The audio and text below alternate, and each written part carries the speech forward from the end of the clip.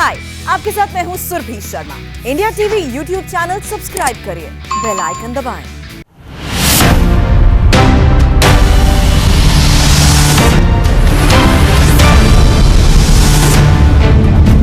नमस्कार, आपके साथ मैं हूं सुरभि शर्मा। शुरू कर रहे हैं सबसे बड़ा इलेक्शन शो आपकी बार किसकी सरकार। नजर यूपी और पंजाब की उन खबरों पर जिसका असर होगा 2022 के दंगल पर।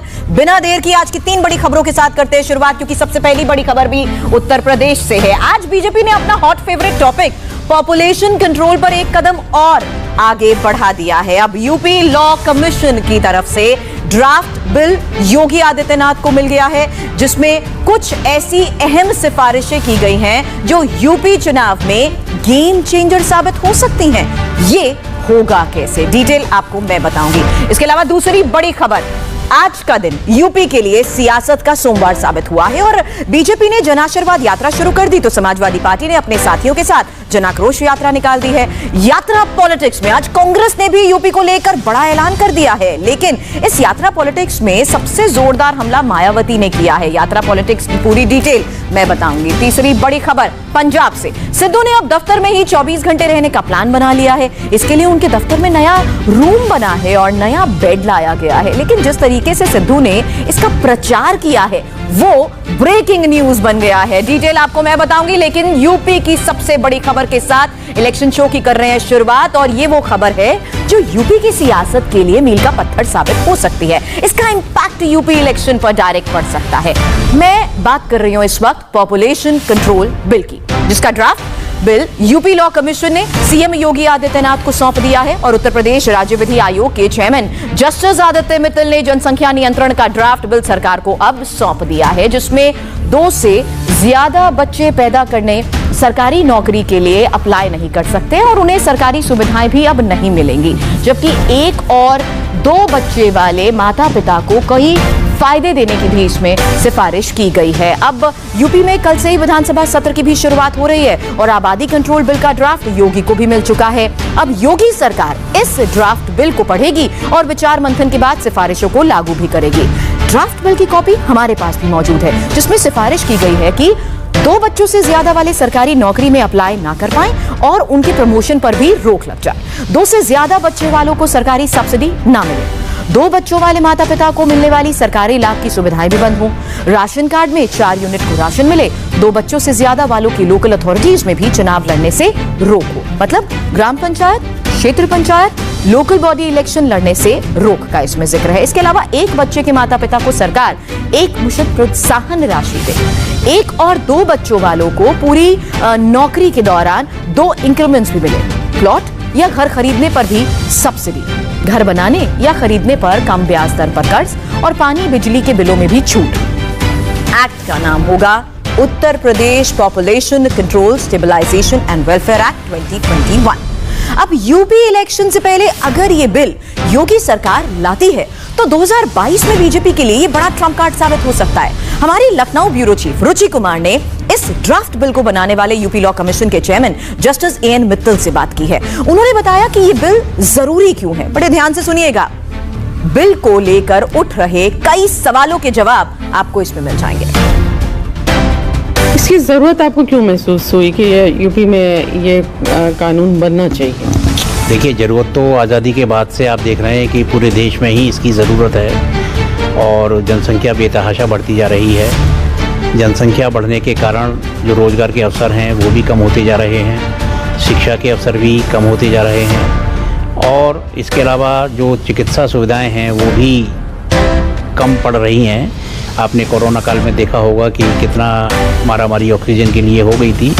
तो अगर सीमित परिवार होगा तो ये देश के और प्रदेश के हित में है। प्रदेश कल्याणकारी योजनाओं को अधिक से अधिक लागू कर पाएगा। अब अगर इस बिल को लेकर पॉलिटिक्स की बात करें तो चुनाव से पहले पॉपुलेशन कंट्रोल बिल लाने की जल्दी में क्यों है बीजेपी और विपक्ष परेशान क्यों है, ये समझिए। क्योंकि बीजेपी को ये लगता है कि ज्यादातर जनता पॉपुलेशन कंट्रोल बिल के पक्ष में ही है, जिसका उसे चुनाव में फायदा मिल सकता है, जबकि इस बिल का विरोध करने वालों का ये कहना है कि ये एक्ट मुस्लिम विरोधी है। जानबूझकर इसे चुनाव के वक्त लाया जा रहा है ताकि चुनाव से पहले इस मुद्दे पर भी ध्रुवीकरण हो सके। अब इसके पीछे वो हवाला दे रहे हैं पिछले 10 साल की आबादी के डेटा को। 2001 की जनगणना ने प्रदेश की कुल आबादी के 80.61% हिंदू थे, जबकि 2011 की जनगणना के हिसाब से जारी ताजा आंकड़ों में इनकी संख्या 79.73% रह गई थे। मतलब 10 साल में हिंदुओं की आबादी में बढ़ोतरी की रफ्तार 0.88% घटी है, जबकि मुस्लिमों की आबादी में 0.77% बढ़ा। पिछली जनगणना में मुस्लिमों की तादाद 18.49% थी, जो नए आंकड़ों में अब बढ़कर 19.26% हो गई है। अब दूसरे अल्पसंख्यकों की भी इसमें बढ़ी है। सियासतदानों के लिए आबादी बिल का सवाल सियासत का तो हो सकता है, लेकिन सच तो यह है कि सवाल बढ़ती आबादी के साइड इफेक्ट्स का भी है, और अगर इसे जल्द से जल्द कंट्रोल नहीं किया गया तो आने वाले दिनों में चुनौतियां और बढ़ेंगी। दाना पानी, रहने खाने, पढ़ाई लिखाई, रोजगार, सब पर असर पड़ेगा, और इसलिए पॉपुलेशन कंट्रोल बिल जरूरी भी है। अब पॉपुलेशन एक्ट की नहीं, बीजेपी ने यूपी में अपनी रणनीति से विपक्ष को भी अपनी रणनीति बदलने पर कैसे मजबूर कर दिया है, सुनिए। आज से बीजेपी ने जन आशीर्वाद यात्रा का ऐलान तो कर दिया है, और समाजवादी पार्टी जन आक्रोश यात्रा निकाल रही है। इसके अलावा यात्रा वाली पॉलिटिक्स में अब कांग्रेस की भी एंट्री होने लगी है, क्योंकि कांग्रेस की यात्रा पॉलिटिक्स क्या है ये बताने से पहले आपको बीजेपी की जन आशीर्वाद यात्रा की डिटेल में बताती हूं। अब ये 3 तस्वीरें आपके सामने है, क्योंकि जहां यूपी की बात हो रही है वहां अब अगस्त में यात्राओं का ये दौर शुरू हो चुका है, इसलिए जहां एक तरफ बीजेपी की जन आशीर्वाद यात्रा, वहीं समाजवादी पार्टी की जन आक्रोश यात्रा, और कांग्रेस की प्लानिंग है जय भारत महासंपर्क के जरिए लोगों के बीच पहुंचने की। अब यूपी में बीजेपी की जन आशीर्वाद यात्रा में यूपी के 7 नए मंत्री भी शामिल होने का प्लान बना चुके हैं, जिसमें केंद्रीय मंत्री कौशल किशोर, पंकज चौधरी और अजय मिश्रा ने लखनऊ पहुंचकर अपनी अपनी यात्रा की शुरुआत तो कर दी है, और सभी मंत्रियों का रूट भी अब तय हो चुका है। ये डिटेल भी हमारे पास है, क्योंकि बीएल वर्मा ने अपनी यात्रा वृंदावन टू बदायूं शुरू कर दी है, जबकि एसपीएस बघेल अपनी यात्रा फिरोजाबाद से मथुरा, अनुप्रिया पटेल प्रयागराज से मिर्जापुर और भानु प्रताप वर्मा ललितपुर टू फतेहपुर से यात्रा कर रहे हैं। इसके अलावा बीजेपी को यह भी लगता है कि जन आशीर्वाद यात्रा के जरिए ही वो योगी और मोदी सरकार के काम को जनता के बीच बहुत अच्छे से पहुंचा सकते हैं, जिसमें ओबीसी, एससी, एसटी जाति से बने नए मंत्री रणनीतिक तौर पर अपने समाज के साथ हर तबके में अच्छी इमेज पेश कर सकते हैं। हमारी लखनऊ ब्यूरो चीफ रुचि कुमार केंद्रीय मंत्री कौशल किशोर, पंकज चौधरी और अजय मिश्रा की जन आशीर्वाद यात्रा में पहुंची और जन आशीर्वाद यात्रा का सियासी मतलब समझने की कोशिश की। देखिए, चूंकि समाज में जातिवाद है और जितनी जिसकी संख्या भारी उसकी उतनी भागीदारी, और उस भागीदारी के हिसाब से सोशल इंजीनियरिंग के हिसाब से अगर लोगों को समाज में सरकार में भी प्रतिनिधित्व दे रही है बीजेपी की सरकार, सपा बसपा कांग्रेस ने नहीं दिया, बीजेपी की सरकार प्रतिनिधित्व दे रही है, तो एक अच्छा काम है। नहीं, देखिए, हम लोग पहली बार जब मंत्री बने लोकसभा चल रही थी, लोकसभा चलने के नाते जो दायित्व सरकार ने दिया था अगर हम लोग उसको निभाए हैं, और अपने क्षेत्र में जा रहे हैं, निश्चित तौर पर रास्ते में लोगों से मिलकर मंत्रिमंडल विस्तार में जातियों का ध्यान रखा गया, ओबीसी, दलित। ये वो लोग कह रहे हैं जो जाति और धर्म की राजनीति करते हैं।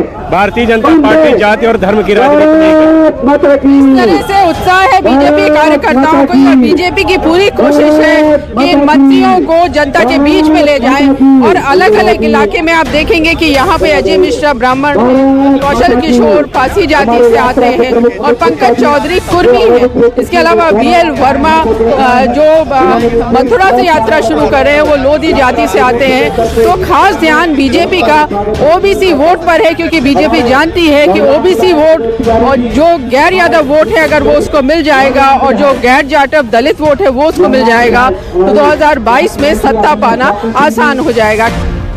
बीजेपी की जन आशीर्वाद यात्रा से सिर्फ समाजवादी पार्टी में खलबली नहीं बची है, बल्कि मायावती तो आज खास तौर पर बीजेपी की जन आशीर्वाद यात्रा पर बात करने के लिए मीडिया के सामने आई और बीजेपी पर एक के बाद एक कई हमले भी कर दिए।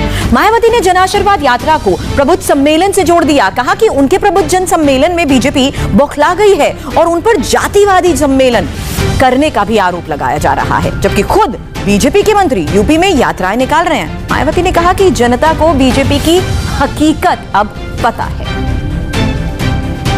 ये जो हमारे प्रबुद्ध सम्मेलन हो रहे हैं, तो इन सम्मेलनों को, इन कार्यक्रमों को फेल करने के लिए तो किस्म किस्म के हथकंडों के तहत अब ये पार्टी यानी कि भारतीय जनता पार्टी बाढ़ की आड़ में भी घिनौनी राजनीति कर रही है। भाजपा के ट्विटर पोस्टर में बीएसपी पर बाढ़ ग्रस्त लोगों की मदद करने की बजाय जातिवादी सम्मेलन करने में व्यस्त होने का लगाया गया। इनका यह आरोप कितना उचित है, जनता ये सब जानती है। जबकि खुद भाजपा के मंत्रियों की आज से यहाँ प्रदेश में जन आशीर्वाद यात्रा शुरू हो रही है।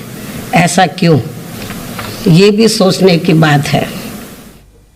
लेकिन बीजेपी की जन आशीर्वाद यात्रा पर पलटवार करने में समाजवादी पार्टी ने मायावती से पहले ही लीड ले ली।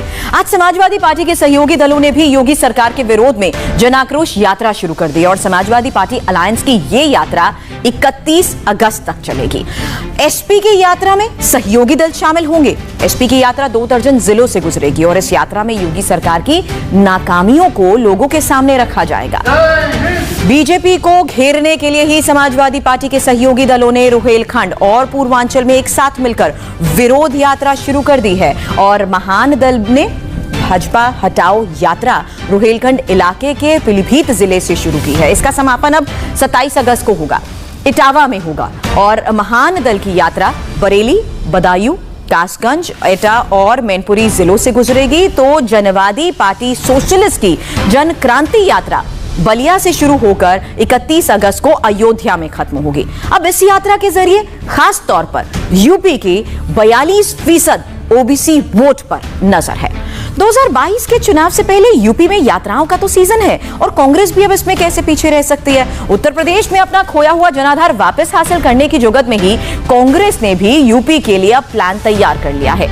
डिटेल हमारे पास है। 19 अगस्त से 21 अगस्त तक कांग्रेस स्पेशल कैंपेन शुरू करने वाली है। यूपी के 75 जिलों में 75 घंटे का यह अभियान होगा। इसके अलावा कांग्रेस 30,000 गांव में लोगों तक पहुंचने का टारगेट रख रही है।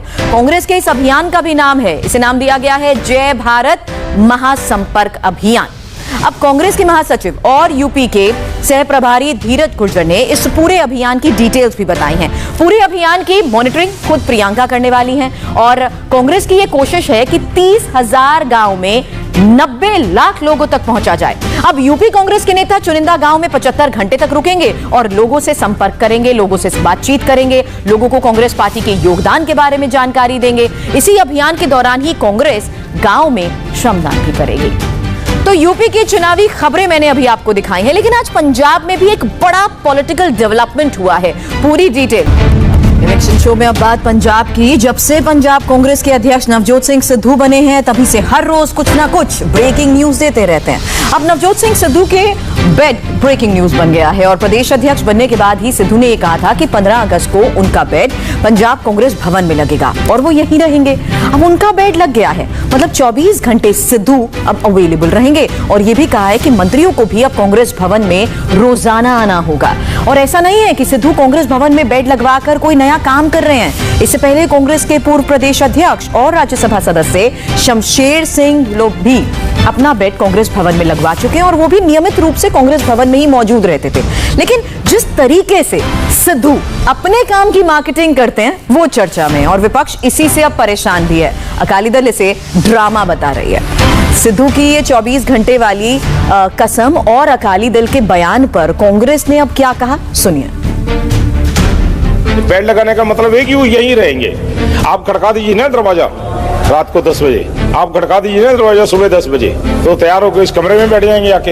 ये फर्क है। अब पटियाला से आने में, यहाँ आने में 2 घंटे जो खराब होंगे वो वर्करों से मिलेंगे, वो 2 घंटे उनके जो यूज हो जाएंगे, वो वर्करों के काम होंगे। कोई फिरोजपुर से आता है, कोई अमृतसर से आता है, कोई बठिंडे से आता है, उनको आने में भी टाइम लगता है, जाने में भी टाइम लगता है। अगर अवेलेबल रहेंगे तो सबसे मिलेंगे। ये सबसे बड़ी बात है। विपक्ष और अकाली दल ने ड्रामेबाजी है। ये ड्रामेबाजी तो अकाली दल ही ड्रामा है। आप ये समझ सकते हैं पार्टी टूट गई उनकी, खत्म हो गई उनकी। एक अध्यक्ष महोदय, एक अध्यक्ष पद के लिए क्या है उनकी पार्टी के पास। जिस तरह से सिद्धू ने मंत्रियों को भी कांग्रेस भवन में अटेंडेंस देने का ऑर्डर दे दिया, यकीनन अमरिंदर पर भी दबाव पड़ेगा। कैप्टन मुख्यमंत्री है, मंत्रियों की डायरेक्ट जवाबदेही उनकी है और अब उसके बाद मंत्रियों को ऑर्डर अगर सिद्धू देंगे तो कैप्टन के लिए असहज होगा। हमारे संवाददाता पुनीत परिंजा कांग्रेस भवन में भी थे। वहां जब तक वो मौजूद रहे उन्होंने सिद्धू की 24 आवर पॉलिटिक्स की ये रिपोर्ट तैयार की। नवजोत सिंह सिद्धू ने अपना जो जैसा कि उन्होंने वादा किया था कि जब वो प्रेसिडेंट बने थे कि मैं 15 अगस्त से अपना बेड जो है वो यहीं लगाऊंगा, अपना बोरिया बिस्तरा यहीं पर बिछाऊंगा।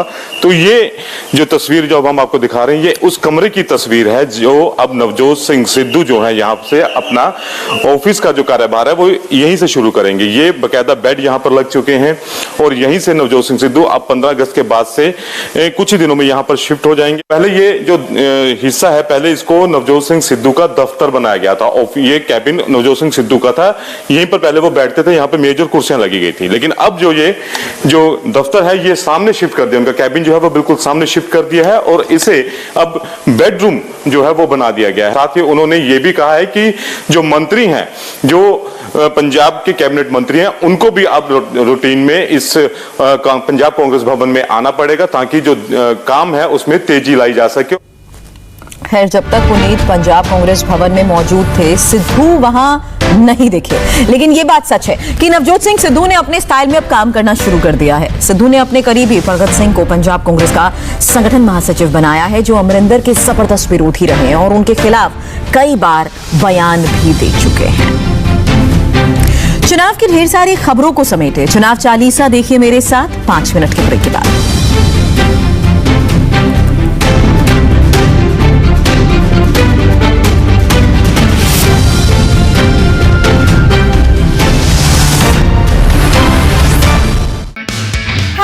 सुरभि शर्मा। खबरों से अपडेट रहने के लिए India TV YouTube channel subscribe करिए, साथ में बेल आइकन जरूर दबाएं।